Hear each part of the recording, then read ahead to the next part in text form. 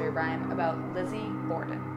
Lizzie Borden took an axe and gave her mother 40 whacks. When she saw what she had done, she gave her father 41. Though most people know Lizzie's name, they don't know the disturbing details of the murder. Let's take a closer look. Lizzie Borden was born to Andrew Jackson Borden. Andrew was one of the wealthiest members of the area.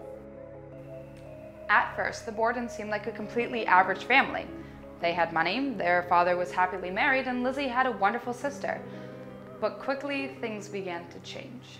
Andrew Jackson Borden and his first wife died, and he married another woman by the name of Abby Gray, later became a Borden, and the relationship was said to be strained. Never called her stepmother or mother, called her Mrs. Borden, which for a child or a teenager would be a bit off-putting. She suspected that Abby was only marrying her father for the money. He gave Abby's family a lot of gifts, and there was some controversy over real estate dealings. And so there was definitely tension there, especially leading up to the murder. Soon, conflict began to arise in the family, and Lizzie became troubling. Then the unthinkable happened.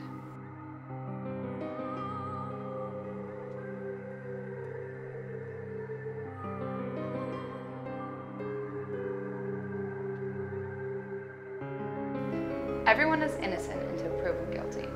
Many people don't realize, but Lizzie was actually acquitted during her trial. Although, for some, this isn't enough. The evidence that was handled in court was apparently handled very poorly, and many mistakes were made. One of the problems initially with this case, I believe, just from looking at a brief summary of what happened, evidence gathering was definitely lacking, and that would later prove to be crucial during the trial. When they found the hatchet and the hatchet head, the police officers involved did not remove the tools from the house. They did not remove any of the clothing that the sisters were wearing at the time. Lizzie's sister being Emma was also there. Nor any of the clothing from the maid. Her name was Bridget Sullivan. So that was definitely something that would muck up the trial, I would say. One of the trickier parts, I think, was trying to confirm where Lizzie was at the time of her father's murder. One of the more interesting things was timing. Bridget Sullivan, the maid, claimed that she went up to her room at around 10:58 a.m.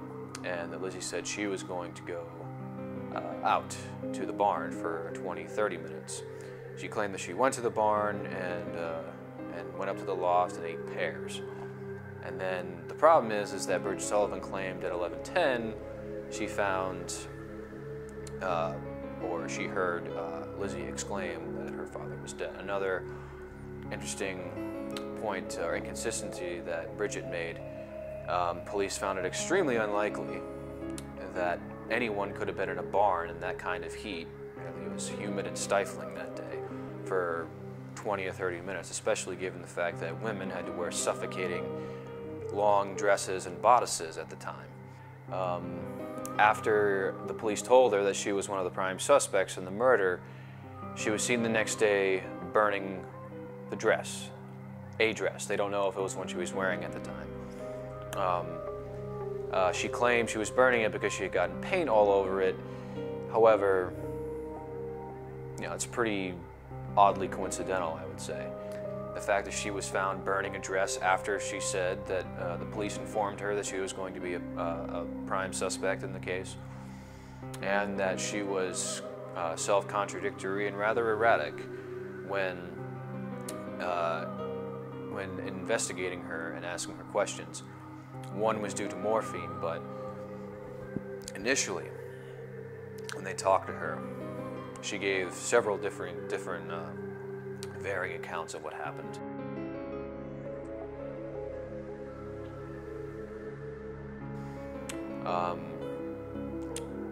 But in the end, I don't believe that there is enough of a comprehensive case to fully convict her, not because there wasn't evidence or that it was completely unlikely that she didn't kill her parents, but because the way that evidence was gathered, the way the trial was presented, and the way that they